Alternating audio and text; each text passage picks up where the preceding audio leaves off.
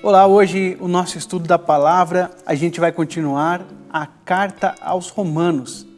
E já nesse início, uma frase de São João Paulo II. Ser santo é lutar contra o pecado todos os dias. E se a Bíblia ela é vivenciada no nosso dia a dia, a luta contra o pecado é também uma luta vivida diariamente todos os dias. Mas a gente vai ver hoje no nosso estudo, Romanos 1, de 16 a 32, que a graça do Senhor ela nos acompanha em todas essas lutas.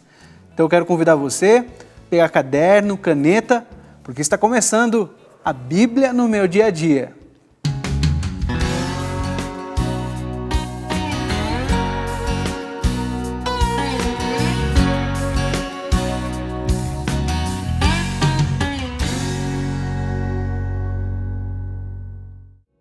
Vamos começar então rezando, pedindo ao Espírito Santo que nos ilumine. Em nome do Pai, do Filho e do Espírito Santo. Amém. Vinde, Espírito Santo, enchei os corações dos vossos fiéis e acendei neles o fogo do vosso amor.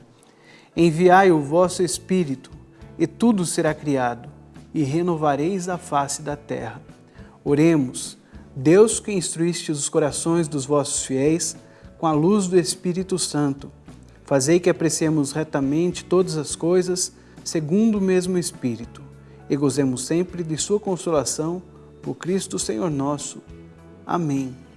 Em nome do Pai, do Filho e do Espírito Santo. Amém.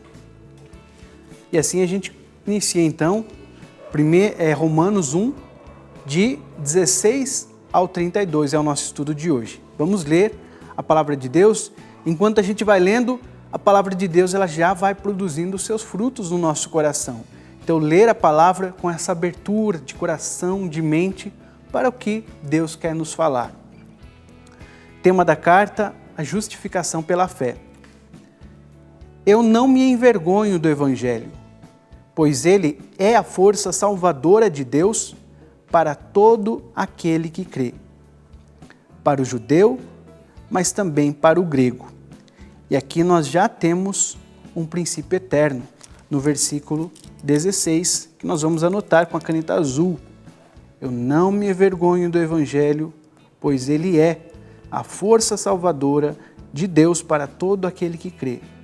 Primeiro para o judeu, mas também para o grego. E em seguida, um outro princípio eterno, nele se revela a justiça de Deus, que vem pela fé e conduz à fé, como está escrito, o justo viverá pela fé. A humanidade culpada. Ao mesmo tempo, revela-se lá do céu a ira de Deus contra toda impiedade e justiça humana, daqueles que por sua injustiça reprimem a verdade. Pois o que de Deus se pode conhecer é a eles manifesto, já que Deus mesmo lhes deu esse conhecimento. De fato, as perfeições visíveis de Deus, aqui um princípio eterno, não somente seu poder eterno, mas também a sua eterna divindade, são percebidas pelo intelecto, através de suas obras, desde a criação do mundo. Portanto, eles não têm desculpa. Apesar de conhecerem a Deus, não o glorificaram como Deus, nem lhes deram graças. Pelo contrário, perderam-se em seus pensamentos fúteis e seu coração insensato se obscureceu. E olha, a gente dá uma pausa aqui nesse trecho do versículo 21, justamente para o Padre Cláudio nos ajudar na explicação. Por que Paulo afirma que não basta conhecer a Deus, mas também se deve glorificá-lo? Paulo faz a constatação de que toda a humanidade é pecadora e, portanto, necessitada da misericórdia de Deus. E a gente até pode se perguntar por que nós somos pecadores? Por que Paulo faz essa constatação? E ele próprio parte do ser humano, que em si mesmo carrega o seu pecado. Por exemplo, Paulo vai dar o exemplo de que os gregos, os romanos, os bárbaros, que, mesmo enxergando as perfeições de Deus e mesmo tendo na consciência a lei posta por Deus, não glorificam o seu próprio Criador. E pelo fato de eles não glorificarem o seu Criador, Deus entregou eles às suas próprias paixões. Essa primeira constatação de Paulo, ela é muito importante porque ela nos faz enxergar o nosso próprio pecado. Não basta com que a gente tenha consciência de Deus. É preciso com que a gente dê um passo a mais, que é o passo de, ao mesmo tempo, reconhecer a Deus e, ao mesmo tempo, se entregar a Ele. Esse é o caminho da salvação. Não basta a gente olhar a perfeição que está em torno de nós. Não basta a gente enxergar a beleza do nosso coração e da nossa consciência. É preciso um passo a mais. E esse passo a mais é o que Paulo quer nos levar a refletir, a aprofundar e, sobretudo, a viver. Obrigado, Padre Cláudio. Vamos continuar no versículo 22. Alardeando sabedoria, tornaram-se tolos e trocaram a glória de Deus incorruptível por uma imagem de seres corruptíveis, como homens, pássaros, quadrúpedes, répteis.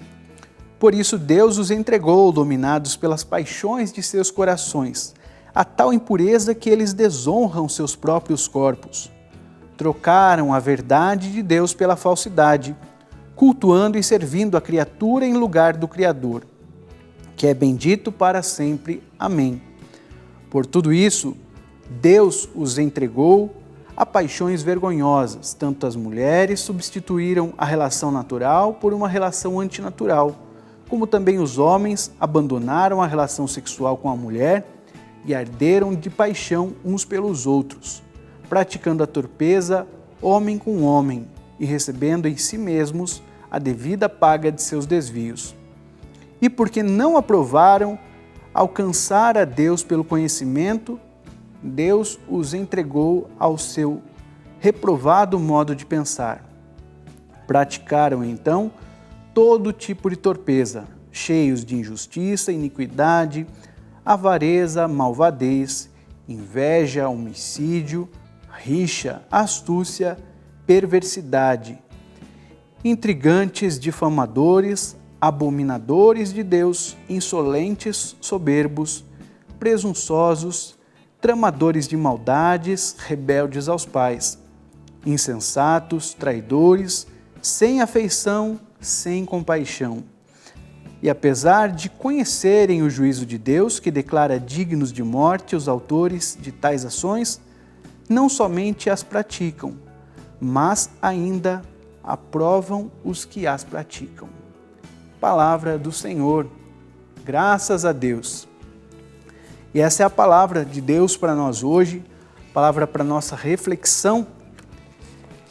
Nós encontramos aí os princípios eternos e agora nós vamos pedir ao Senhor o que Ele quer nos dizer, qual a mensagem de Deus para mim.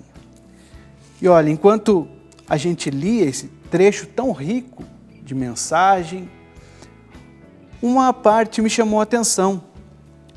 Logo no início aqui, próximo ao versículo 18, que Deus se revela e que Deus se pode conhecer, já que Deus mesmo lhes deu esse conhecimento. Então Deus se revela. E a palavra ela fala também da força do Evangelho. E aí vai falando das pessoas que encontraram a Deus, mas se perderam. E o Senhor nos diz hoje, qual a mensagem de Deus? Qual a mensagem que o Senhor nos mostra hoje? É a força do Evangelho.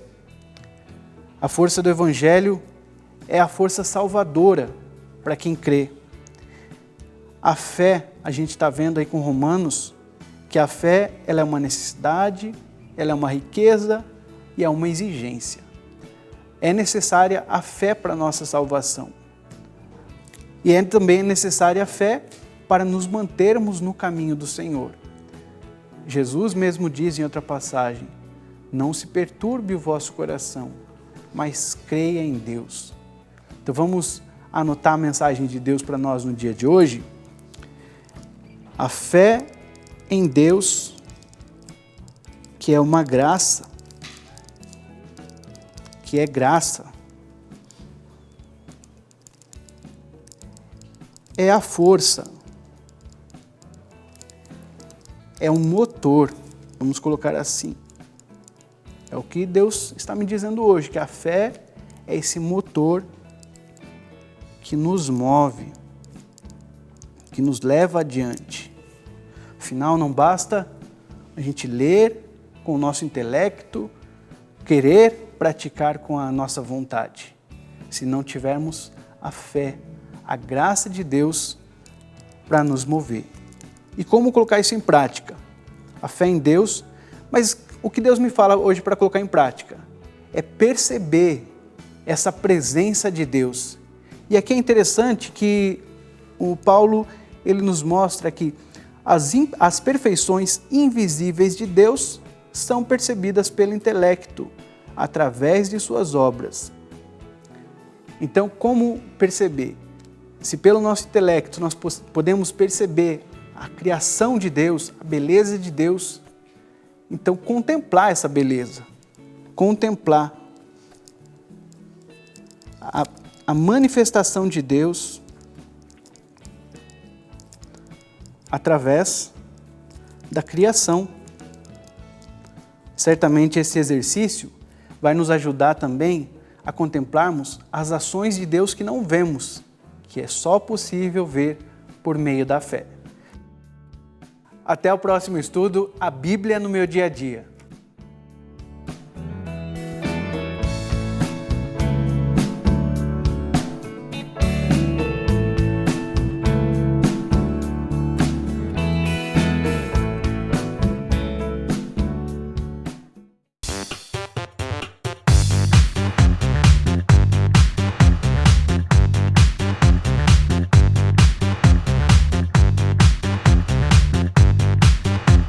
CançãoNovaPlay.com. Assine já!